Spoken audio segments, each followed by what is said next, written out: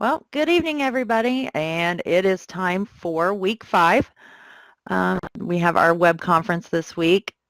Just to start, remind you that you should have completed your setup to make sure you are in the Collaborate panel, make sure your microphone is on, make sure you can hear everybody and you're in your attendees panel.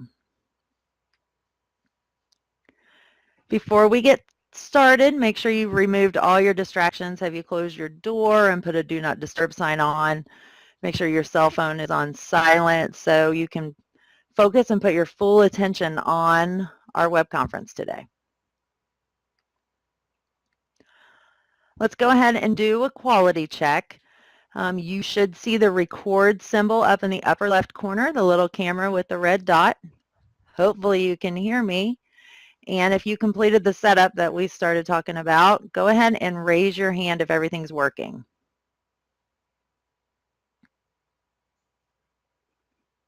All right, looks good. Everybody's up and running. I had some technology problems myself a little bit ago, so.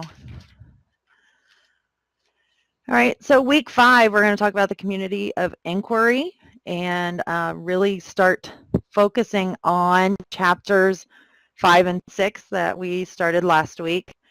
The learning objectives for this web conference, you should be able to, at the end, discuss the importance of inquiry and deep approaches to learning. Also, you'll be able to describe the community of inquiry framework and how it provides a framework for learning and thinking collaboratively. In the third learning objective, you will be able to identify the importance of social, cognitive, and teaching presence for thinking and learning collaboratively.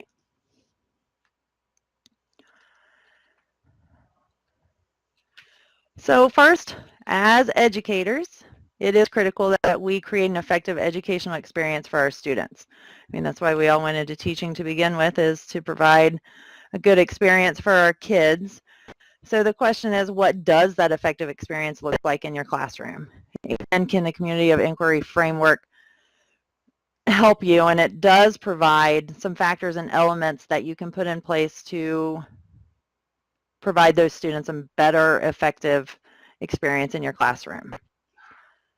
So first, to get you guys thinking, I want you to think back to when you were a student, whether it was a high school student or a college student, and think of one of your best classes, not your favorite teacher or your favorite class because it was your favorite content, but really when you stepped away from that class and even years down the road, stuff that you still remember from a class. So you really had some deep learning and some conceptual understanding.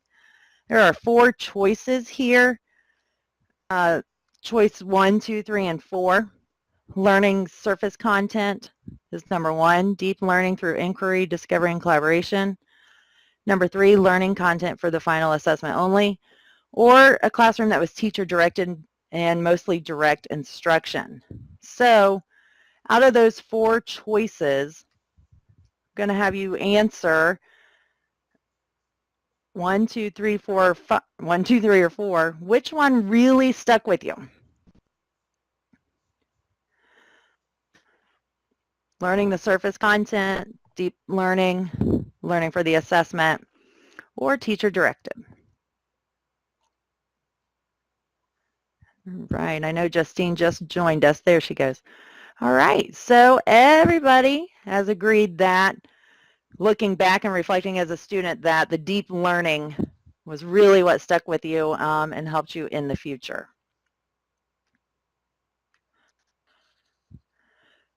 So first, let's talk about inquiry.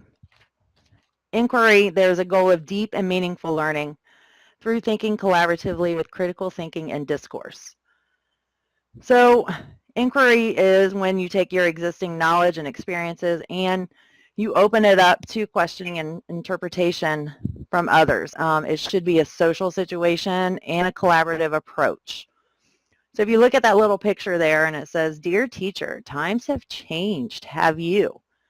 What I want you to do is go in and if you agree with the picture that times have changed, go ahead and do a smiley face.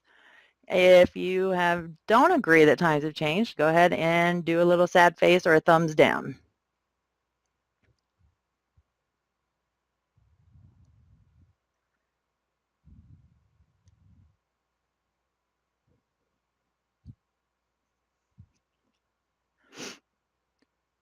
All right. Looking like, yeah, times have changed. Definitely classrooms are changing. A couple different opinions. Jenny is young and probably experiencing those changes. For me, it's been a long time since I've been in the classroom, and I'm trying to, design our classrooms a little bit different than the way I learned. Next, we want to talk about deep approaches to learning. So when you think about deep approaches to learning, you really might be obvious as a goal, but it really is a challenge for classroom teachers to reach that deep learning level, how to teach students and guide students to get to that deeper level and have a conceptual understanding and be able to explain it, be able to synthesize it or evaluate it. And it takes a lot of time. And as classroom educators, we don't have a great deal of time to teach the content. So trying to really push and get that deep, meaningful level is a process. And you got to make sure you're assessing at that level. You're not just having recall and describe as items true and false and multiple choice on your assessments. So the focus of chapters 5 was the community of inquiry framework. And this framework really just helps provide a purposeful environment so we can understand thinking and learning collaboratively. There's a lot of elements to it, 3 main elements: the social presence, which the social presence is the sense of community, where you need to have open communication and some group cohesion. The cognitive presence, this is really based on the practical inquiry model with the 4 phases of triggering, exploration, integration, and resolution phase. And then the teaching presence, where it is essential to have strong leadership, and that has 3 responsibilities of design, facilitation, and really direct instruction, and then there has to be a good balance. So looking at those 3 elements, social presence, cognitive presence, and teaching presence, using your shape tools, do you feel one of those presence is more important than the other? If not, just put thumbs down in your text chat that they're all equally important. If one's more important, use the shape tool. If not, just text that they're all equally important.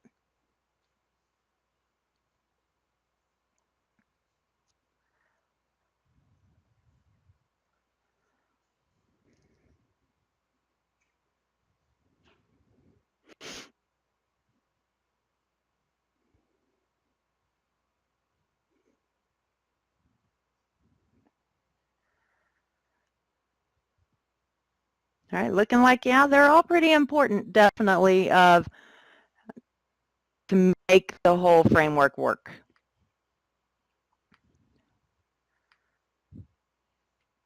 Oh, my next slide is not advancing here. Give me just a second. Hello. As we've all said, we are experiencing technology problems, and now I'm clicking and my slide won't go.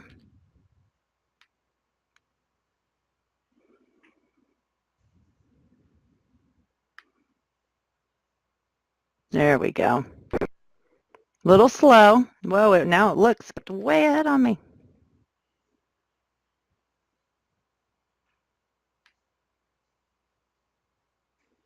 There we go. So what I'm going to have you guys do in your breakout rooms is we're going to have you look at this case study and break out into your breakout rooms as groups to discuss and come up with some answers. So this case study, a 6th grade language arts teacher is planning a lesson on understanding theme. So understanding theme for 6th grade language arts. The teacher begins the lesson with the guiding question, what is theme? That's the overall essential question of her lesson. She then presents a PowerPoint with direct instruction explaining the theme, explaining what theme is, and she also includes excerpts from the reading selections that they've already read. So then students were asked to independently read a new reading selection at their seats and then jot down the theme of their selection. So the question is, how could that teacher have made that lesson more collaborative? How could they have encouraged more collaborative thinking and learning? So what we're going to do is we're going to go into breakout rooms, and I have shared Google Slides with you in the text chat. I've shared the URL for you to go to the Google Slides, and you're going to, as a group, write down some ideas, just jot down different ideas of how she could have designed this lesson a little bit better. So to go into the breakout room, you need to go ahead and click on the green arrow to the right of the group room. We're going to go for about 3 minutes.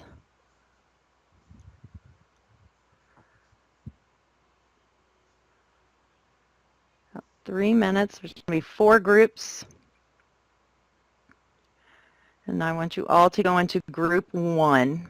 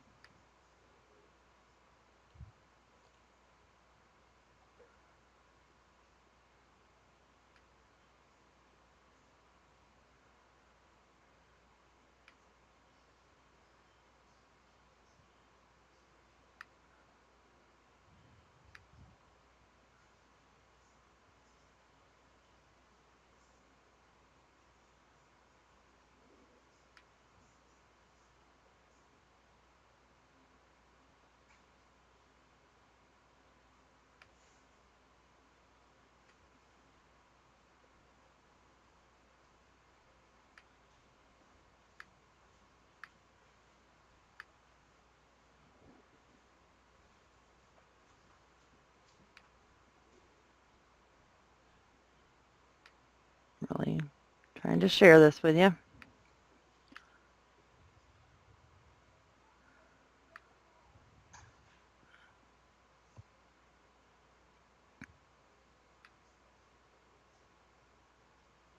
My Chromebook was not going to share it with you.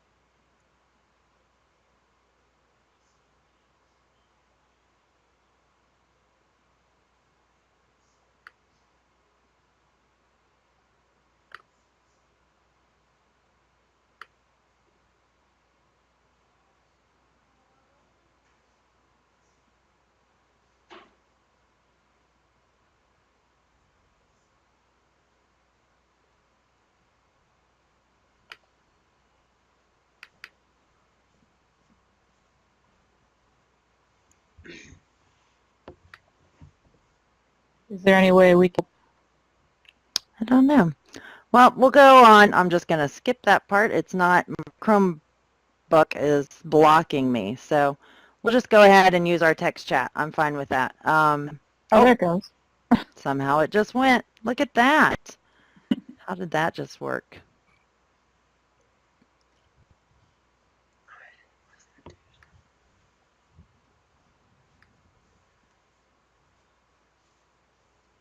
Look at that.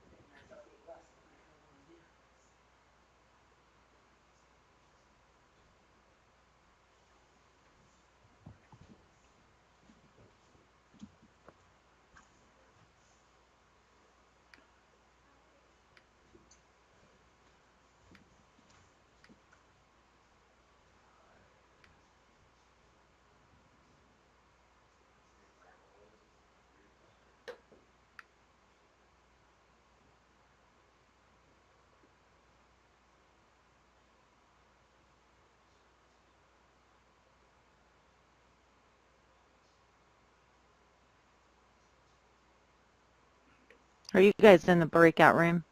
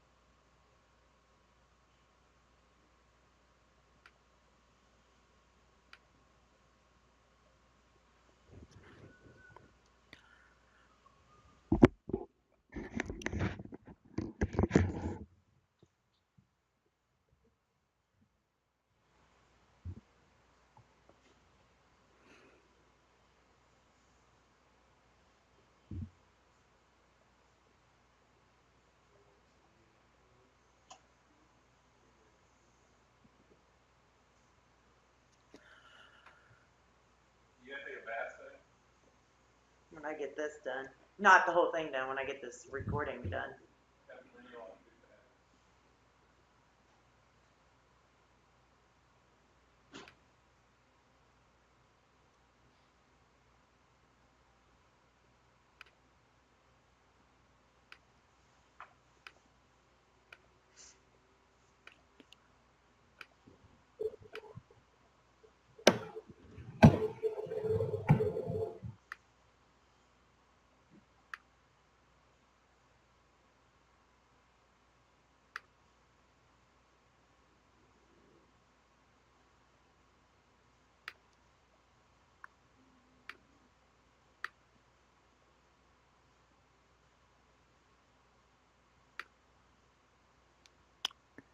All right, let's see.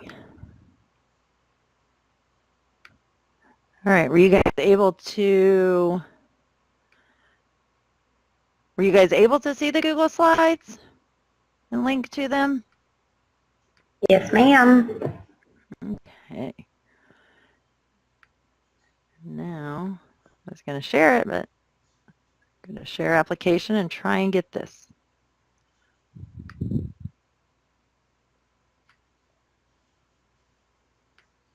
While you guys are away, I was trying to download the app on my Chromebook so I can share it.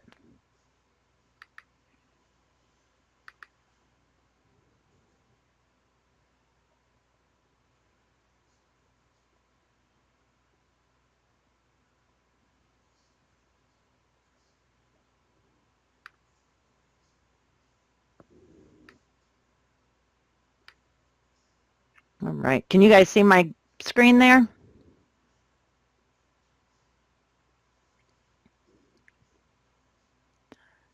So it looks like the students could have read the excerpts together and discuss, and maybe setting up some participation guidelines were some of the things you guys looked at. So yeah, that sounds like a great job, and you know exactly what we were looking for. A lot of the case study was a lot of independent work, so that was really trying to make it a little more collaborative, have the kids look together and share, maybe read together. So definitely some good ideas in that.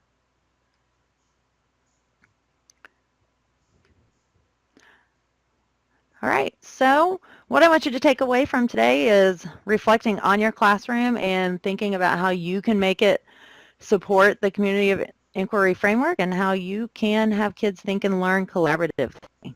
Are there any questions?